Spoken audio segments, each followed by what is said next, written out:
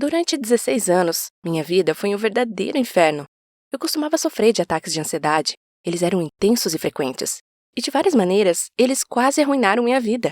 Meu transtorno de ansiedade piorou cada vez mais ao longo desses 16 anos. Pareceu ganhar força com o tempo, enquanto minha capacidade de lidar com isso enfraquecia gradualmente. Sinceramente, houve momentos em que me perguntei onde tudo acabaria e se um dia eu iria conseguir me livrar desse mal. As pessoas que conviviam comigo não entendiam o que eu passava. Meu namorado achava que eu era louca, que isso era coisa da minha cabeça. Meus amigos evitavam me chamar para sair, com medo de que eu tivesse alguma crise enquanto estava com eles, pois eles não saberiam como agir. Eu me sentia sozinha, e isso fez com que minhas crises de ansiedade só aumentassem. Até que um dia tudo mudou. Nas minhas buscas incansáveis, encontrei um método natural que salvou minha vida da ansiedade. E tudo isso sem precisar tomar remédios ou fazer sessões e sessões de terapia. Agora, não sofro mais ataques de ansiedade como antes. Não sinto ansiedade há quase 2 anos e minha saúde mental está totalmente restaurada.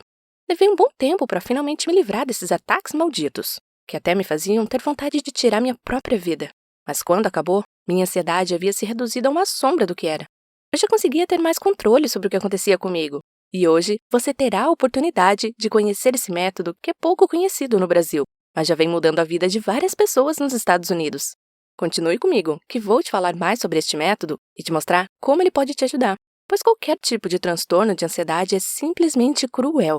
A ansiedade me chutou emocionalmente, mentalmente e fisicamente. Os próprios episódios de ansiedade costumavam ser terríveis. Mentalmente, eu andava em círculos e me considerava aflita e impotente. A ansiedade perturbava meu sono, a ponto de, às vezes, acordar mais cansada do que quando ia para a cama. E, inevitavelmente, tudo isso me levou a uma depressão ocasional. A depressão leve é muito comum em pessoas que sofrem de qualquer tipo de transtorno de ansiedade. Simplesmente não conseguia me lembrar da última vez em que me senti relaxada ou à vontade. Eu me esforcei tanto para evitar ataques de ansiedade que me afastei de pessoas e evitei situações que poderiam desencadeá-los. O problema era que, para mim, haviam tantos gatilhos possíveis que às vezes corria o risco de me tornar uma reclusa.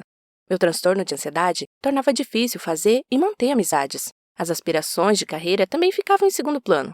Tive que escolher um trabalho em que meus chefes fossem totalmente compreensivos e onde eu ser uma bagunça emocional não ia me fazer ser despedida, o que restringia um pouco as opções, porque não era o futuro que eu queria. Frequentemente, eu temia que o efeito da ansiedade em meus relacionamentos pudesse me deixar sozinha e sem amigos. Eu não queria ficar sozinha.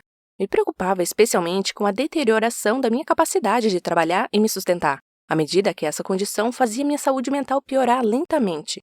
E o custo físico em termos de condições decorrentes do estresse contínuo e crônico não valia a pena pensar, porque o estresse contínuo do meu distúrbio é conhecido por levar a uma inflamação crônica no corpo. E com muita inflamação, o sofredor de ansiedade torna-se o principal candidato a doenças inflamatórias, que inclui diabetes, esteatose hepática, doenças renais, artrite, doenças cardíacas e alguns tipos de câncer. Portanto, além de uma perspectiva de deterioração da saúde mental, a deficiência física era um medo sempre presente. Tudo isso me fez pensar sobre mim. O que estava errado comigo? Por que sou assim? O que devo parecer para as outras pessoas? O que eles estariam pensando de mim? Às vezes eu realmente pensava que era apenas uma pessoa ridícula. Tentei os remédios habituais. Fiz tudo o que pude para lidar com minha ansiedade. Os medicamentos até fizeram alguma diferença, embora nem sempre amenizassem os piores ataques de ansiedade. Tomei remédios para ansiedade por um tempo, durante meus primeiros anos com essa doença. Eventualmente, seguindo o conselho do meu médico, parei de tomá-los. Fiquei feliz em parar por 2 motivos.